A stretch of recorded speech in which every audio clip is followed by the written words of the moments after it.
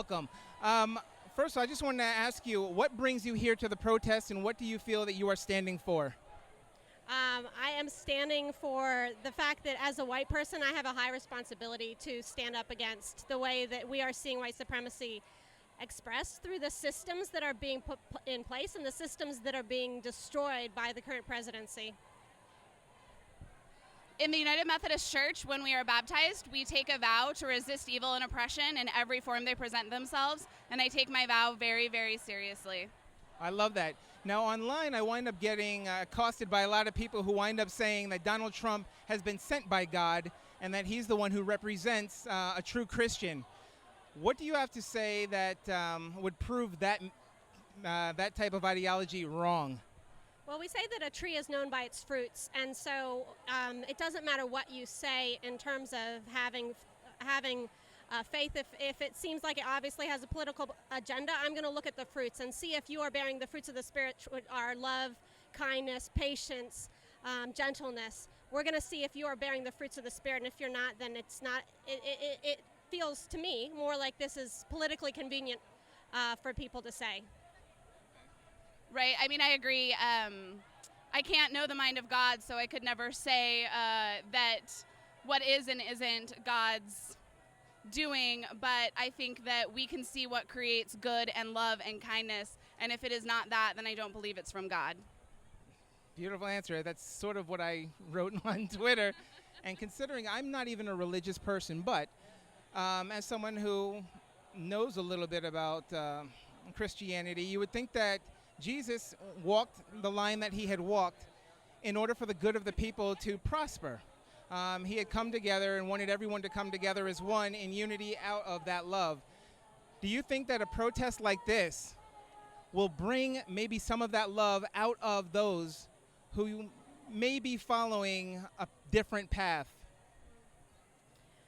I think that Jesus always went to the margins. He went to the places where people weren't being heard, where they were being pushed down and pushed aside. And so I think that this is the kind of space that Jesus would be in if he was here. And I think that he would be calling to the folks that are pushing the margins down to come and join him. So I don't know if it will get through, but I believe in the power of the Holy Spirit. I believe that it can break through even the biggest walls and the strongest delusions. So I believe that all things are possible, even in these discouraging times. And I think that it's easy for people who are harmed by this administration's policies to think that they're alone, or to think that the world, and especially Christians, and especially white Christians, don't care about them. And so for me, an event like this and us showing up to events like this can show them that there are people out there who care and are willing to fight for them, that we can be a face that reminds them that Jesus did care for them, that Jesus would have marched for them, that hopefully we can be that reminder. Well, thank you for the interview, and thanks for the insight. We really appreciate that. Thank you for giving us the opportunity. All right, so what brings you here to a counter-protest to a Donald Trump visit? Where do I start?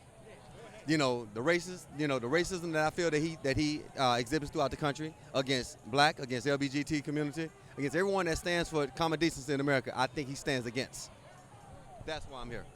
All right, cool. Why are you here?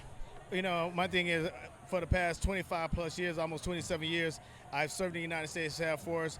I can't believe that I've been to 26 countries, and now 44 years of my life, now I'm here fighting the same fight that my grandparents fought in 1930, 1940s, my great-grandparents. My grandfather was murdered on a Sunday morning by fascists just like this, in front of his congregation at church. It kills me that all these years later, almost 87 years later, I'm now standing, fighting the same fight that he fought. And what brings you here, especially as a woman? What is it that you would like to fight either against or for? Fighting against, definitely. It's just the atmosphere that's being created with him in office. It's just downhill. It's creating racism. It's creating, hate, not love, and it's just closed-mindedness all the way around in different walks of life when we should all be coming together. Like my husband said, it's just we're going backwards in time instead of forward, just having him in office in these few short months. So we need to change that. And the only way we can do that is all of us, all colors, all races, stand together and have a common voice in it. And that's what we're here for. Now, it's funny because you've probably heard where they say, nah, Obama's the most racist president. He's the one who has divided the country. Now, we probably know a lot better because we know that it's been divided since 1619 when we were dropped off on the shores of Virginia. But what would you like to say to some of the people who want to say that Obama was way more divisive than Donald Trump is? I got one thing to say to that. First slave landing in America, 1619. Slavery was supposed to end in 1865. You tack on another 100 years of Jim Crow, that takes you to 1965. We didn't get the right to vote to 1964. So you want to blame all that on Obama? Nah, partner, it doesn't work that way. I'm not my grandparents. I'm not dumb enough. I'm not stupid enough to believe that you're stupid enough to believe that bullshit that they saying out there. So no, that's how I feel about it. You're not going to tell me that Obama was the most racist president when he's the first black president ever. So where are all the laws that was enacted to disenfranchise an entire race of people? All the lynchings and hangings in Mississippi, because that's where I'm born and raised. So you going to blame all that on Obama? No, we're going to blame that on what that is. Old white men, that's what it is. That's what it's always been. That's what it continues to be in this day and age. So, nah, that doesn't go down like that. So, again, I'm not at that point in my life where you can just pull the wool up. You can't piss on my back and tell me it's raining. Hey, that's real. That's real. I don't even know what else more to say about that. But then, you know what? Lastly, what is it that you want the other side to know about why you are standing here? What is it you want them to know? Love, not hate, pretty much. That sums it up. If everything's done in love, we won't have all this stuff happening. That's what it sums up to. What I want them to know, I want to know from them, why are you standing over there? We standing over here look at the signs that you see around here, and then look at over there, and look at the signs that's over there, and look at the mindset that's over there. I want to know why you're over there when we're supposed to be in the country where we're together. All the years that I've spent in the military, I fought for this side, not for that side. What has he done that makes me feel comfortable at night, lay down comfortable at night, that I don't have to worry about us taking a 50-year step backwards? Yeah. No, it's so much. I mean, you can't in a 5-minute soundbite. It's hard to really express what you truly feel. The one thing I can say is the jobs I've done in the military were classified, obviously, but I have so many worries with so many problems that we have. We have two divisive sides right here on this street right now. I think about North Korea on a night like tonight. I sit and I read and I watch a lot of what's going on around the globe, and everyone, is like, we're America. We're America. Nothing can break us down. As I start to look at what's going on globally, domestically, I think of David and Goliath. And we say, well, we don't have them to worry about. But it takes one nuclear bomb to get through. Our THAAD system has not been proven. We've never had to shoot down a nuclear weapon. That's like shooting a bullet in the sky. Where I'm going with that is simply this. If that terror were to approach our shores, look where we're doing right now. If that terror were to approach our shores tomorrow, are we going to be this divisive? There'd be no color line. There'd be no color line. It'd be no color line. So let's not forget that. Anyway. Man. I was in New York when 9/11 happened. And the day after, everybody had an American flag out there. It almost seems like there has to be a tragedy for people to wind up coming where there's no race involved, where it is a united front. Even with that, we will unite for about 90 days. Exactly. Hey, actually, everybody got back on the Kobe bandwagon faster than we get back on the bandwagon. Because our memories are so short. There was a time when we would come back in uniform from anywhere abroad, and man, people would look at us a certain way when we walked through that airport, and it made you feel good about what we did.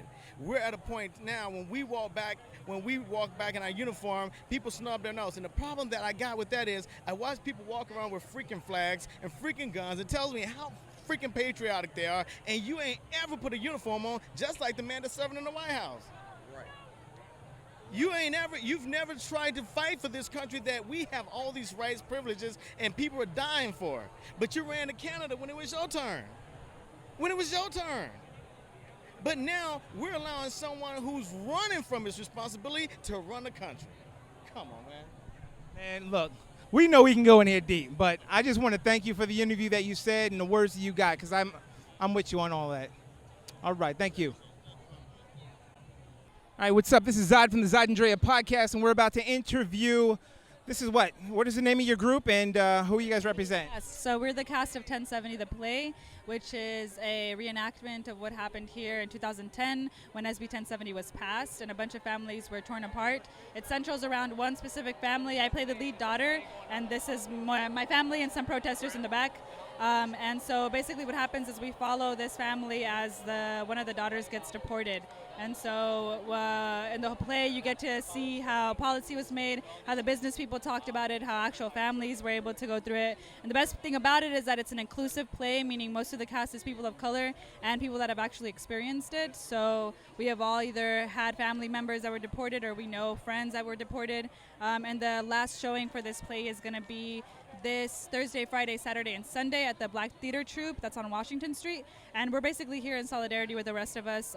Donald Trump and Joe Arpaio represent two political pollution officials that have really destroyed lives here in the state for not only immigrants and Mexicans, but every other person of color. So, yeah. So how do you guys all come together as one, especially in your play, to show the solidarity between everybody who's Latino who has been affected by 1070 and the way that this whole crowd is now pretty much supporting your cause? How do you wind up feeling and coming together as a family like that? Anyone want to answer?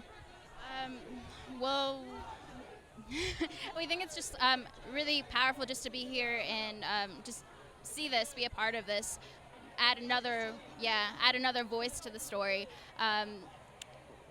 Everyone here with the play, every time we have shows, we have talkbacks, we have people from the community come out and talk to us, and it's so moving, the stories that they have of just people crossing, people involved with helping immigrant children come over, so it's just a big part of that, adding to that. And now lastly, we see all the people out here in protest of Donald Trump, his policies, and how it hurts people. A lot of us have been telling him this since even before 1070, before he got into power, before the rise of Nazis or the neo-Nazis and the alt-right right now.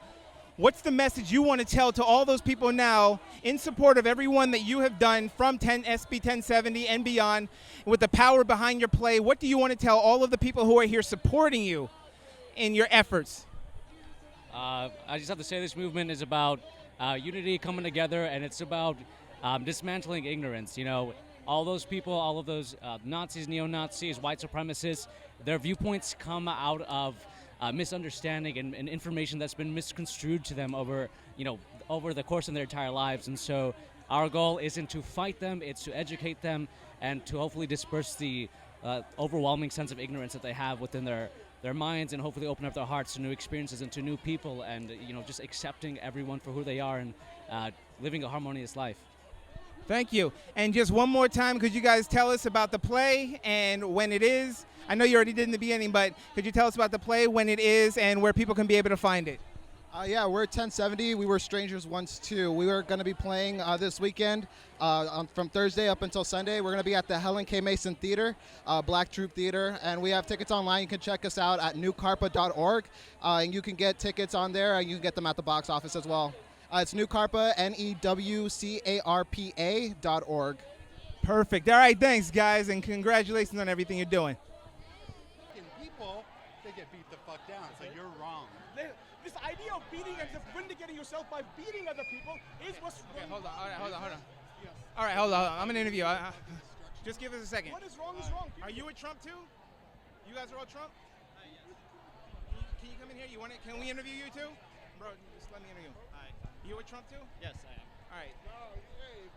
All right, hold on. All right, can we get your names? I'd rather not, but I'm Robert. You're Robert? All right, Robert and I'd rather not. What here that you wanted to hear from Trump let me just make sure. Yeah, what is it here today that you wanted to hear from Trump? What is the message that you were looking for? I'm a qualified Trump supporter. I primarily came here not to listen to what he has to say, but to stand for, we all came here to stand for free speech, because the Antifa fascists on the left and other affiliates of theirs have been intimidating people. They have been committing violence, political violence against individuals and groups. And whereas obviously I denounce the racists on the right, the white supremacists or the white nationalists, I do not support them. But having said that, I do support anybody's, including their right to peaceful, lawful assembly. But when they're attacked or intimidated, I'm not talking Charlottesville, I'm talking in general, anywhere, or mainstream conservatives are attacked, intimidated, or not allowed on college campuses, that is a fundamental flagrant violation of our constitutional right of the First Amendment, and I stand here in their defense of free speech and the First Amendment of the Constitution of the United States. Okay, so you're here for the free speech part, more or less. Why are you here, and what did you want to hear from Donald Trump today at the rally? Well, right now, I'm just kind of here to support my president, and I personally wanted to hear a message of new hope. I mean, we're obviously divided right now. I was hoping that he would say something to try to get us together, you know. I know you're looking at me like, come on, man. I just want to know. Yeah. Okay, man, just look. Okay. Yeah. But no. Trump cares about this man. He don't care about you. So He cares about. you. He- Okay, go ahead. Well, I believe that Trump cares about all Americans, you know, white, black, no matter what you are, no matter where you came from. I think he believes in all Americans. I believe he's fighting for all Americans. Okay, so if you believe that, now obviously some people feel that Trump is fighting for all Americans, and you know there's obviously a bunch more. There's also a bunch more who believe the opposite. So what is it that people of color who are saying that Trump is a racist and saying that he is not for them? What is it that you hear otherwise, or do you believe that people of color are either lying or that their lies of truth are just being fabricated? Well, personally, I feel that other people of the community aren't as informed, or maybe I do believe that the mainstream media does twist the words that Trump says or that Trump's cabinet says. And yeah, I mean, if you watch everything, you know, if you watch live interviews and if you watch live coverage, I personally believe that he said enough to make sure that he said that he believes in all Americans, that he's fighting for everybody. You know, he wants to help everybody. He wants to help us here in this country become a better people. And you as a person of color, what is it that you have a message about Trump that you feel that other people of color are either lying about their experiences or that Trump knows a little bit better to not deem him as a racist as people of color would believe that he is? Well, their thing, Trump got more ethnic minority votes than the preceding Republican presidential candidate in the last election. So that shows that more black people and more Hispanics voted for Donald Trump. Now, as far as the narrative is concerned, granting the fact that he's a loose cannon and he has said some words which could be handled better, as professional seasoned politicians are apt to do with, he has not made any statements, to my understanding, that can be considered racist. The only one that I know of is the comment about Mexico, and mind you, it was a comment about Mexico. It would be no. You I'm sorry. Yeah. So, I mean, again, anybody can watch that clip. He's talking about Mexico sending those people over here. That is a statement. Again, it is not the best way he said it, but that is not what he called a racist statement. It was not about Mexicans as a people. Secondly, I don't think he is. You look at his life before that. I do not support his lifestyle. He's a playboy. However, Tell me why. I just want to know why. If you believe that he's not working with us, fuck your interview, nigga. No, fuck your interview, nigga. Nigga. No, all I want to know. What do you want to know? If you believe that Trump is trying to pull us together, he should be trying to pull us together. Why do you support him? I asked the question. The thing is, after everything that you have heard from Donald keep Trump, recording this. Keep recording this. Everything that you heard from Donald Trump, how can you vote and stand for somebody like that? How can you vote and stand for somebody like that? I asked the question. What is it that people of color might not? What people of color? Hold up. He cares about Donald Trump. We Donald know Trump that. Don't care about him. Donald Trump and have him at his table. All right, at what point is anybody going to be yelling that anyone is going to listen to someone yelling? It never works. It hasn't worked. It hasn't worked. Now, the one thing that we got to do is we've got to know what they're talking about, number one. We got to know what they're talking about in order to dissect it. Because we already have been expressing ourselves for decades, for millennia damn near. All right, so they already know what we're talking about. But the thing is, I can't beat it into somebody's head on what to say or what to think. Just like in slavery, they tried to beat our beliefs into it. And they succeeded with religion because they succeeded with religion in beating that in our heads. But the thing, in order to understand what this man has to say, I've got to get a calm and a great little presence of what he's saying. No. How come after everything that has happened in this country, after Charlottesville, after, what's her name, Heather Heyer? I know her name better than I know my brother's name. How come a white person had to die at a rally for some people to really wake up? You got to ask that to the liberals, though. But Like, seriously? Because we need to talk to our side also. Because remember, all right, go ahead, man. Because remember, 56% of white women voted for Trump. So we are talking the majority of white women and the majority of white people. So if you look down the street, the majority of white people voted for Donald Trump, which means we are not being listened to. Donald Trump got up there tonight right? and said that he won Arizona by a big percent. Which is bullshit. 49.9% versus 49.4%. He lied about his crowd size. He lies about everything. Like, that's what he does. You cannot, all right, see, now I'm getting off script because you cannot believe what Donald Trump says. And if you do, the last thing you can do is get pissed off about it. Good question. Hold on. So good question. Do you believe everything Donald Trump has said? Well, here's the thing. No, I don't. But I don't believe any politician. I've never believed a Hillary Clinton or Barack Obama or George Bush in terms of what they literally say. So, I mean, that is, I think, it's a fallacious question to ask in the first place. Because obviously, I don't think you believe in any. Do you know of any politician do you 100% believe in their words? Never 100%, but Donald Trump, they have an entire page of his lies in the New York Times printed out. So he lies more than he tells the truth. So he's not a seasoned politician. Hillary Clinton is a master of lies. You know that I know this. I mean, her whole statement about losing those servers. The fact of the matter is she should not even be allowed to have run in the elections because the law says very clearly, I do not remember off the top of my head, but the section, whichever. She wasn't found guilty. No, she was not prosecuted at all. That was a problem.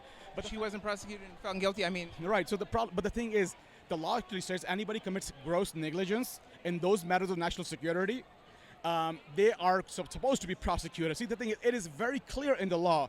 The fact that it was a political movement on part of course, the Obama administration and the Democratic Party to basically, forego that. And of course, Trump also, should have prosecuted her after the fact, but I'm sure for political convenience sake, water under the bridge, he let her go. But she should not have ever been allowed. So the point is, she lied constantly about those servers. On top of that, of course, the Clinton Foundation and the cronyism. You want to talk about neoliberal capital cronyism? Tell me. The Clintons are at the forefront of that. That is the organization, that they are the people who actually are responsible for, let's just say, whatever it is that you probably oppose. No, I mean, I support free speech and I support free trade for that matter. Free speech and free trade, everything, but wouldn't you say that there is a problem with somebody who winds up being endorsed by the Ku Klux Klan, which means that there is words that he says about people who would love to string you up, kill you, and this is the side that you are also fighting on? No, the thing is, I'm not. What I'm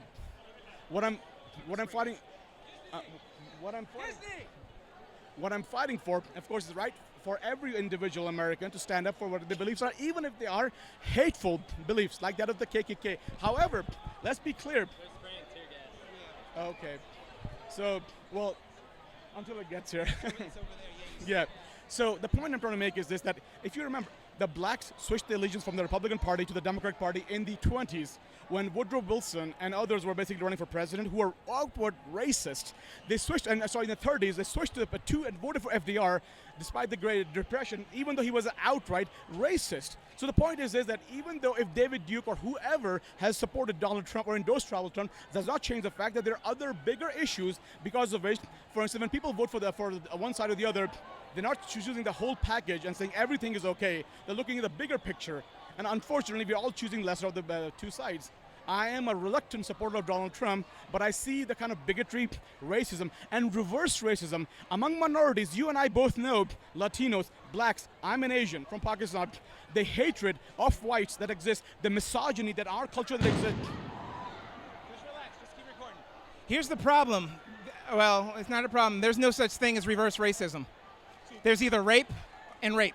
Racism, racism. There's no reverse rape. So let me define what racism is. So and understand what racism actually is too. Okay, so you're going to give me the institutional definition of racism? All right.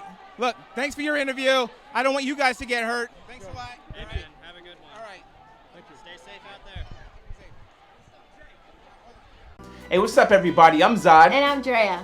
And we want you to check out the Zod and Drea podcast every Tuesday. Where can everybody find us at? You can always check us out on www.zodanddrea.com. Where else? You can always check us out also on Facebook at Zod and Drea. Instagram? Zod and Drea. Snapchat? Zod and Drea. YouTube? Zod and Drea. I see a pattern. I see a pattern. So if you haven't caught that, catch us at Zod and Drea on all the social networks. But also, make sure you subscribe to the Zod and Drea podcast. Where? At zodanddrea.com. And also on YouTube and iTunes, Google Play, Stitcher, and iHeartRadio. We're coming for you. Let us know what you think. And if you want to be a guest, reach out to us. And put all of your input into whatever our topics are for the week. So we hope to check you out and see you there. Bye.